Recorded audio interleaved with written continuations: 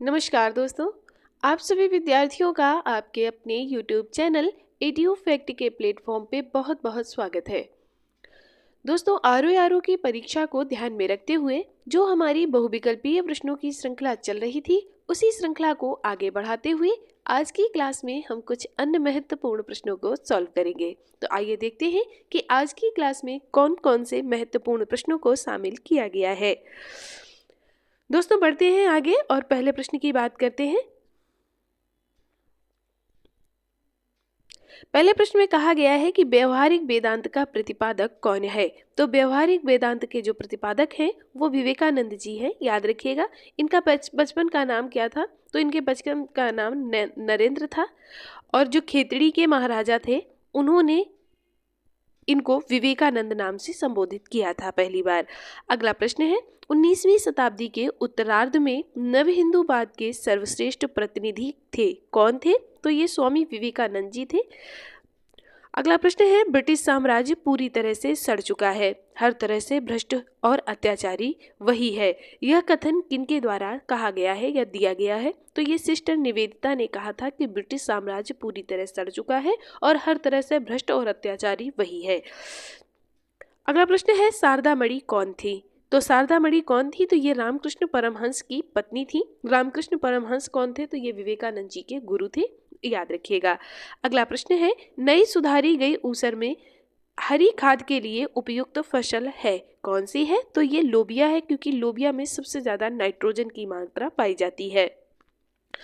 अगला प्रश्न है, ब्रह्म समाज के बारे में कौन सा कथन सही नहीं है? आपके क्वेश्चन में जहां भी नहीं आए उसे सबसे पहले आप इंडिकेट कर लें, क्योंकि नहीं में बहुत ज़्यादा गड़बड़ी हो जाती है। तो ब्रह्म समाज के बारे में कौन सा कथन सही नहीं है? इसने मूर्ति पूजा का विरोध किया, बिल्कुल सही बात है। धार्मिक ग्रंथों की व्याख्या के लिए इसे पुरोहित वर्गों को अस्वीकारा, बिल्कुल सही बात है। लेकिन इसने इस सिद्धांत का प्रचार किया कि वेद त्रुटिहीन है, ये बात बिल्कुल सही नहीं है, क्योंकि कहा गया था कि वेदों की ओर लौटो। तो इसीलिए इसने वेदों की को त्रुटिहीन नहीं बताया, ना ही वेदों को नकारा है। ठीक है, तो ये दोनों बातें सही है और ये गलत है। अगला प्रश्न है, ईश्वर के बारे में सोचने के लिए मेरे पास वक्त नहीं है, क्योंकि अभी इस धरती पर बहुत काम किया जाना है। ये किसने कहा था? तो ये ईश्वर चंद्र विद्यासागर जी ने कहा था, जो कि बहुत बड़े समाज सुधारक थे। उन्होंने कहा था कि अभी मेरे पास ईश्वर को भजने का, ईश्वर की पूजन का या ईश्वर के बारे में सोचने का वक्त नहीं है, क्योंकि अभी इस धरती पर बहुत काम किया जाना बाकी है। तो ये कथन किसका है, ये याद रखिएगा। अगला प्रश्न है, इनमें से कौन सा संरक्षण कृषि के अंतर्गत शामिल नहीं है? नहीं में जरूर आप गोला लगा लीजिए। तो बागानी फसलों की खेती का परिहार, ये कृषि संरक्षण कृषि के अंतर्गत शामिल नहीं होता है।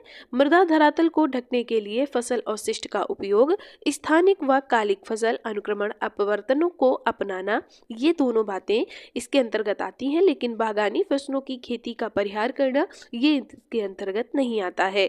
अगला प्रश्न है, भारत ने किस ओलंपिक खेलों में पहली बार स्वर्ण पदक जीता था? तो पहली बार जीता था 1928 में एम्स्टर्डम में। ठीक है दोस्तों, इस क्वेश्चन के साथ साथ आप ये बातें भी याद रखिएगा कि आपको लाइक भी करना है, कमेंट भी करना है, शेयर भी करना है और चैनल को सब्सक्राइब भी कर लेना है। अगला प्रश्न है, खेतड़ी किसके लिए प्रसिद्ध है? तो खेतड़ी जो है वो तांबे के लिए प्रसिद्ध है। ये है कहाँ? तो ये राजस्थान में है, याद रखिएगा। खेतड़ी राजस्थान में है, जो कि तांबे के लिए प्रसिद्ध है। अगला प्रश्न है, बेलाडीला खान किस खनिज के लिए प्रमुख है? तो ये लौह अयस्क के लिए प्रसिद्ध है, बेलाडीला की खान। भारत में कौन सा राज्य तांबे का सबसे बड़ा उत्पादक है? तो तांबे का सबसे बड़ा जो उत्पादक राज्य है वो मध्य प्रदेश है। पहले राजस्थान था, अब मध्य प्रदेश हो गया है। अगला प्रश्न है, निम्नलिखित में से कौन उपधातु है? उपधातु कौन है? तो बोरान, सिलिकॉन और एंटीमनी, ये तीनों उपधातु की श्रेणी में आते हैं। और एक आपसे पूछा जाता है कि जो चिप बनती है कंप्यूटर में वो किसकी बनती है? तो वो सिलिकॉन की बनती है, ये भी याद रखिएगा। अगला प्रश्न है, अलारिपू नृत्य भारत के निम्नलिखित में से किस शास्त्रीय नृत्य का रूप है? तो भरतनाट्यम का ही एक रूप है अलारिपू नृत्य। अगला प्रश्न है, इनमें से कौन सा विकल्प भारत में ऋण का एक संस्थागत स्रोत है? तो वाणिज्यिक बैंक जो है वो ऋण का एक संस्थागत स्रोत है। अगला प्रश्न है, किस अनुच्छेद के तहत भारत के प्रत्येक नागरिक का यह कर्तव्य होगा कि वह वैज्ञानिक दृष्टिकोण, मानवतावाद और ज्ञानार्जन तथा सुधार की भावना को विकसित करे? तो ये अनुच्छेद 51A के तहत कहा गया है। अगला प्रश्न है, हेमिस महोत्सव पर किस धर्म का प्रभाव है, यानी हेमिस महोत्सव किस धर्म के द्वारा मनाया जाता है? तो ये मनाया जाता है बौद्ध धर्म के द्वारा। कहाँ पर मनाया जाता है? तो ये लद्दाख में मनाया जाता है। लद्दाख में मुख्य रूप से मनाया जाता है, बाकी जहाँ जहाँ बौद्ध धर्म के अनुयायी रहते हैं वहाँ पर हेमिस महोत्सव का आयोजन किया जाता है। अगला प्रश्न है, कौन अलीगढ़ आंदोलन के संस्थापक थे जो भारत में मुसलमान के पुनरुत्थान के लिए काफी हद तक उत्तरदायी था? तो ये अलीगढ़ आंदोलन के जो संस्थापक थे वो सैयद अहमद खान थे, याद रखिएगा। अगला प्रश्न है, देव समाज का संस्थापक कौन था? तो देव समाज के संस्थापक जो थे वो शिव नारायण अग्निहोत्री जी थे। कोशिकाओं में प्रोटीन का संश्लेषण किस में होता है? तो कोशिकाओं में प्रोटीन का संश्लेषण जो होता है वो राइबोसोम में होता है, याद रखिएगा। अगला प्रश्न है, महाराष्ट्र में प्रार्थना समाज का मुख्य संचालक कौन था? तो महाराष्ट्र में प्रार्थना समाज के जो मुख्य संचालक थे वो महागोविंद राणा जी थे, यानी MG राणा जी थे, याद रखिएगा। अगला प्रश्न है, टाइफलॉप्स क्या होता है? तो टाइफलॉप्स होता है ब्लाइंड स्नेक।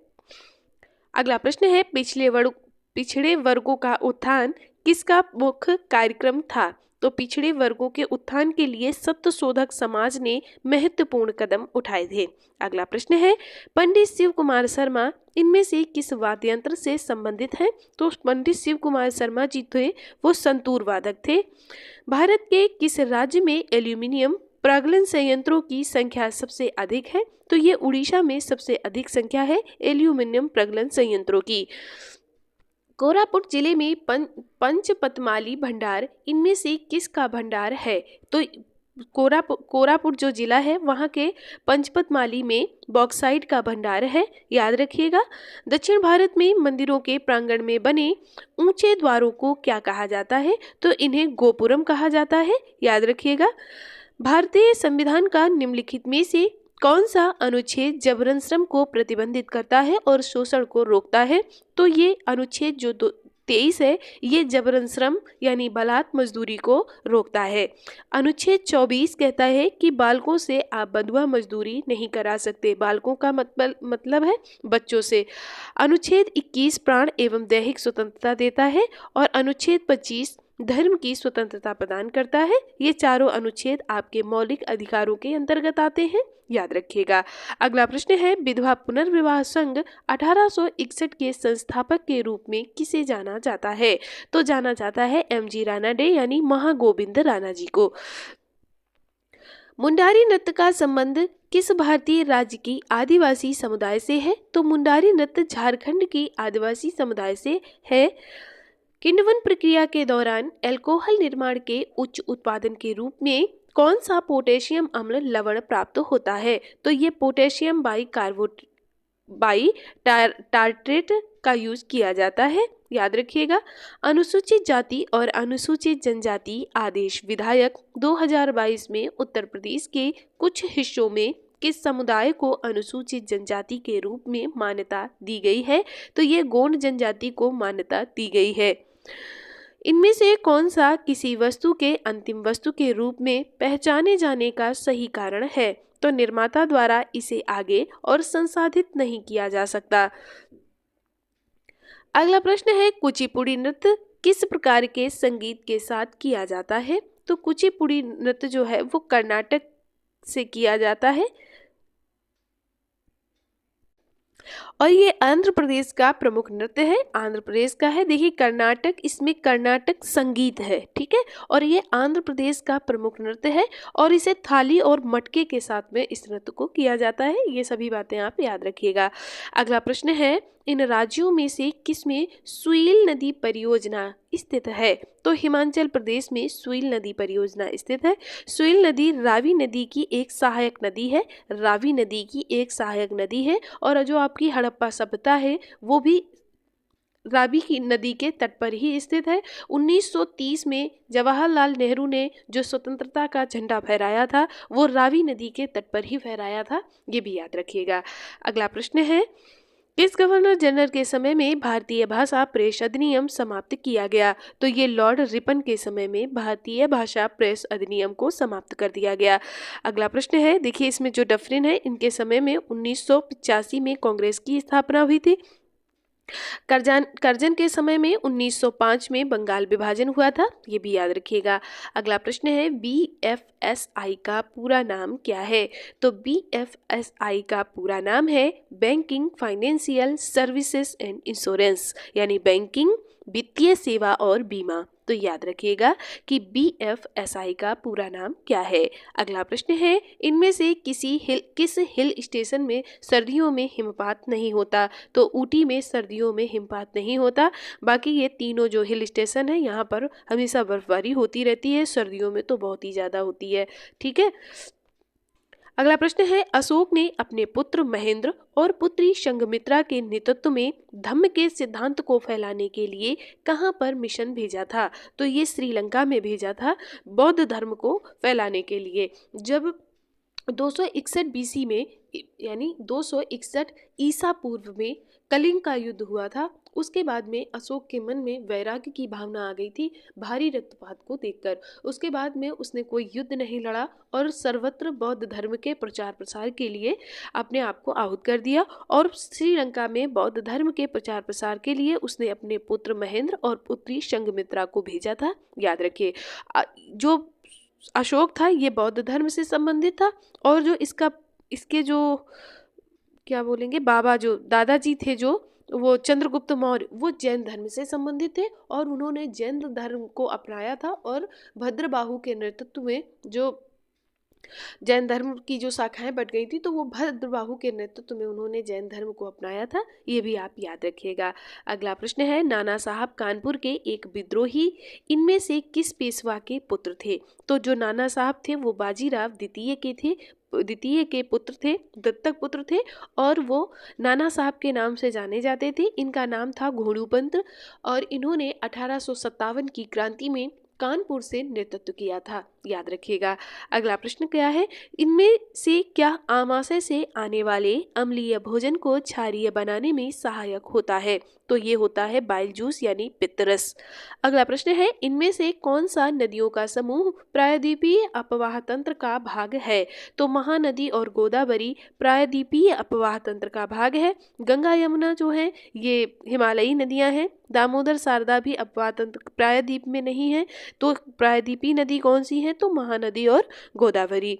अगला प्रश्न है, दुलहस्ती हाइड्रो पावर स्टेशन किस नदी पर अवस्थित है? तो दुलहस्ती परियोजना कहाँ है? तो ये चिनाब नदी पर है। याद रखिएगा।